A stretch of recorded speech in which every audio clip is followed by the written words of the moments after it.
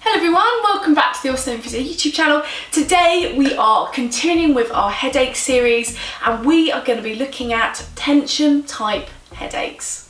So tension type headaches impacts a huge range of different people in our population, looking at between 30 to 78% of the population being impacted with tension type headaches within their lifetime. What's really important about tension type headaches is it can be divided into further classification. It can either be episodic, which can then be either infrequent or frequent, or it can become chronic.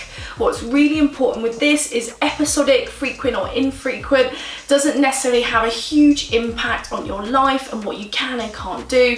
However, if it migrates into that chronic pattern, that long-term pattern, it can have a huge social economic impact, impacting how you work, your relationships and how you function on a daily basis. According to classification of tension type headaches, the exact mechanism of the headaches are relatively unknown.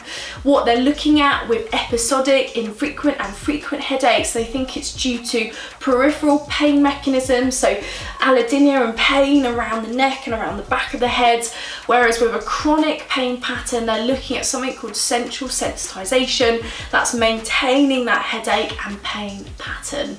So central sensitization looks at the idea of how your body is processing pain. So everything is heightened in terms of the pain and tenderness around the headache, possibly leading to that chronic headache pattern.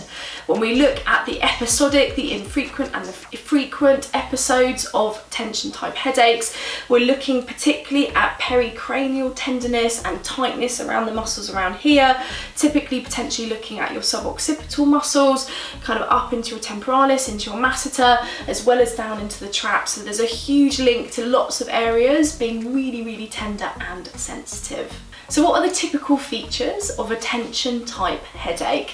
So how most people would explain their tension type headache is it's generally a mild to moderate pain sensation or pain intensity level. What they talk about is this bilateral, almost like a pressing, a tightening pain around the head with the headache. They typically don't necessarily suffer with nausea or vomiting with the headache. They don't tend to have photo or phonophobia, which is sensitivity to light and sound.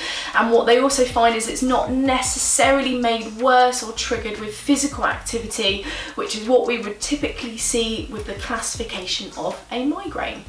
So what is a classification of an episodic infrequent tension type headaches? So what they're looking at is 10 episodes of a headache for 1 day or less than a day over a month period of that whole year. If we're looking at episodic frequent tension type headaches, we're typically getting 10 episodes of a headache between 1 to 14 days in that month over a 3-month period.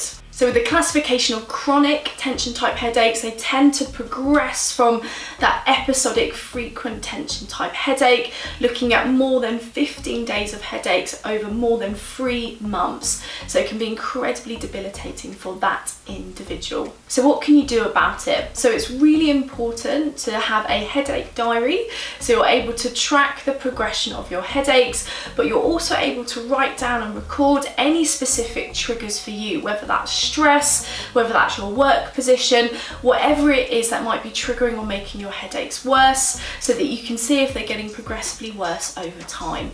One of the other things that we would definitely recommend if you're struggling with headaches, particularly if it's becoming a lot more frequent or a lot more chronic, is speaking to a headache specialist where they're able to assess and diagnose your headache symptoms.